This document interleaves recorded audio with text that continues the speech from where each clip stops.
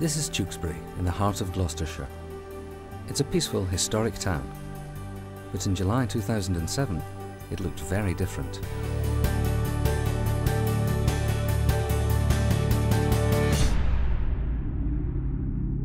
We were getting weather warnings from the Met Office. Expect heavy rainfall. By simply looking out of the window, I thought, this is wetter than what we expect. The water flowing across broadside, effectively across 3 lanes of motorway, brought the motorway to a standstill. I've been a police officer for a long time. Seldom have I been so frightened as I was when I was in that vehicle. It cut the town of Tewkesbury off, turned it into an island state almost. I still can't believe that someone like Moreton-in-Marsh and Chipping Camden suffered the floodwater that it did on their high streets on that Friday afternoon. The events in Tewkesbury 2007 were extraordinary. The effects on property, livestock and businesses were devastating, and brought home how important it is for the Environment Agency to work closely and effectively with its professional partners. Flooding has become more common, and Tewkesbury 2007 is just one example of the many recent incidents that have occurred across the country. With climate change, this pattern is set to continue. So how does the flood response process work? How are the warnings issued? What do the warnings mean? And how does the Environment Agency cooperate with its partner agencies? The whole process starts at the Met Office.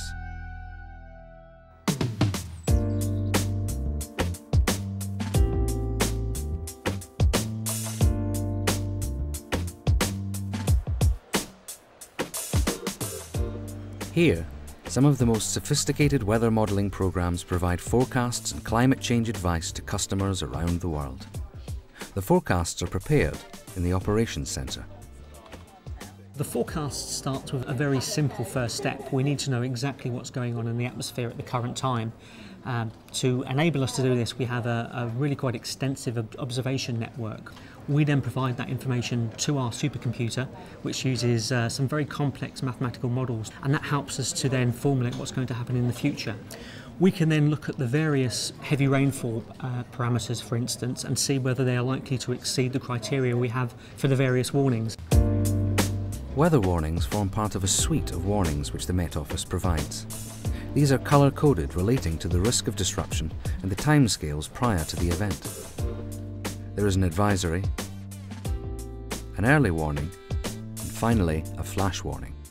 Whereas advisories and early warnings are based on impacts that the weather would have, the flash warning is issued if we think that there's going to be various criteria breached. For instance, 15 millimetres in 3 hours for heavy rain. Weather warnings are issued to the Met Office's customers and to public weather service advisors. The public weather service advisors provide information from us to the emergency response community to help that community plan their resources accordingly, especially if we're expecting some severe weather to occur.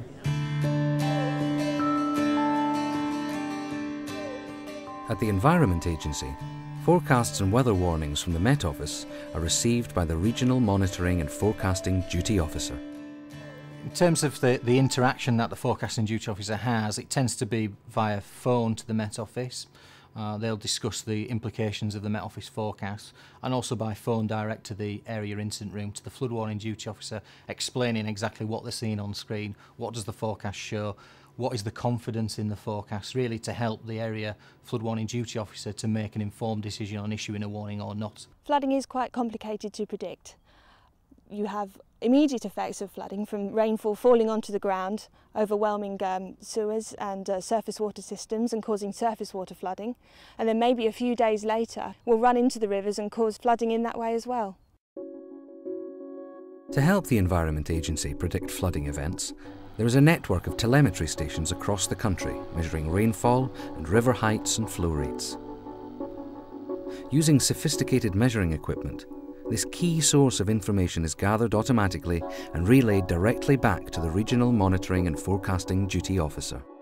Environment Agency uses the National Flow Forecasting System, which is a forecasting system that covers England and Wales.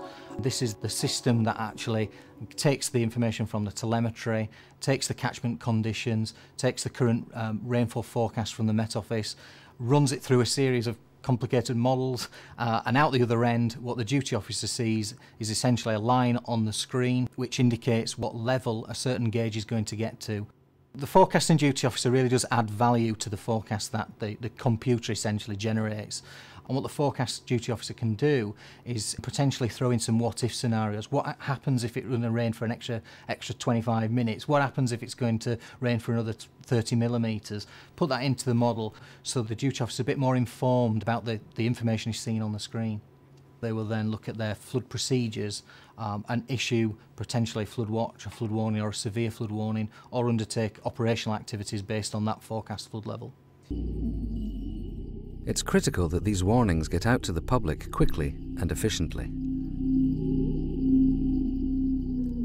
Floodline Warnings Direct is a service that harnesses the power of modern technology to deliver warnings instantly. We aim to give warnings 2 hours before the flooding actually occurs.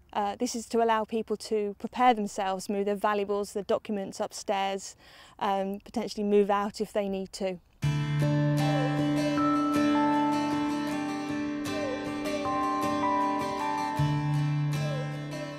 Floodline Warnings Direct was established by the Environment Agency in 2006 and uses Fujitsu technology. Most of the hard work is actually done well in advance of sending the warnings out. So when a river like this floods, the agency can predict where the water's going to go. They also work out in advance what warning messages they want to send out to the customers and professional partners. So they load in the text of the phone message, the fax templates and the SMS and email text. Once a warning is received by Floodline Warnings Direct, it is issued to the professional partners and to the public. These warnings, which will be improved in 2009, prompt the professional partners to take action. For example, this may be activating the local flood warning plan or the local authority emergency procedures. Once an incident is underway, coordination of resources is critical, and this is managed through the Bronze, Silver and Gold command system. The Bronze Command is comprised of operational commanders on the ground, such as firefighters, police and ambulance crews, who directly help the public in emergency situations. These are directed by the Silver Command, which is comprised of managers who sit away from the front line, and who make tactical decisions about the deployment of equipment and people to the areas that need them most. The Gold Command is comprised of senior officers who are concerned only with the strategic planning for the future needs of an emergency situation, rather than what's happening on the ground at that time. During a flood event, the Environment Agency's responsibilities are essentially two main activities. One is to provide information to partner agencies and the public on the state of rivers, monitor and forecast those rivers, and also issue flood warnings if we expect properties to flood. So that's number one. Number two is our operational activities. So that may be operating washlands and defences to reduce the impact of flooding. I can't predict what 6 inches of rainfall means or what 6 inches of floodwater means. That's for the experts, that's for the Environment Agency to come back to us and tell us this is what the threat is. These roads may be closed. Could be the trunk roads, could be a few minor roads, or it could be, the threat to our utilities. During an incident, as it's about to hit us, we are expecting to have some forecast and prediction from the Environment Agency about the timing of the event, the severity of it, that's really in terms of river levels, and the duration of the event. So that those are the factors that we would take into account as we're doing our planning on how we should respond.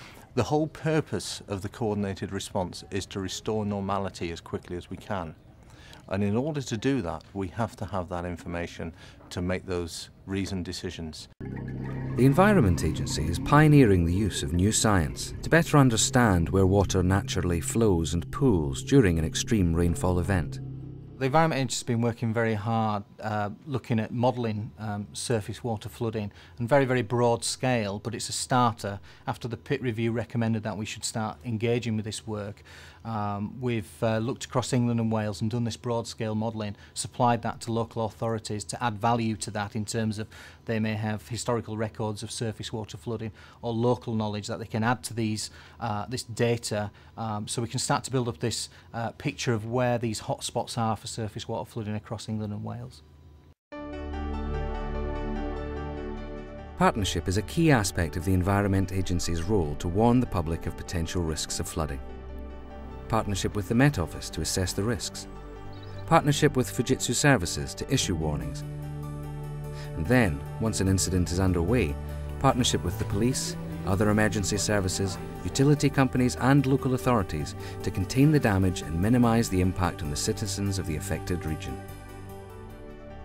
That partnership also extends to the public, helping us to find out whether we live in an area prone to flooding, providing us with effective warnings and informing us what to do when an incident occurs. The challenges from extreme weather are growing, and partnership between agencies and with the public are essential if we're going to reduce the impact of flooding on our communities. The floods of July 2007 certainly made us look at what our own capabilities were and what the capabilities of other agencies were to support a major incident that was ongoing. It was 19 days and it was 24/7 that we were running. I think what we've learnt is that despite it being some 50 years since the last flooding event at the Mythe, with climate change and the more extreme weather conditions that we're experiencing at the moment, that we need to look at all of the resilience arrangements that we have at our treatment works. And not just in Severn Trent, I think the whole of the water industry has been looking at what the resilience is of the water treatment works. We need to make sure that communications are right, all partner agencies are receiving the right information and the correct information so that correct decisions can be taken.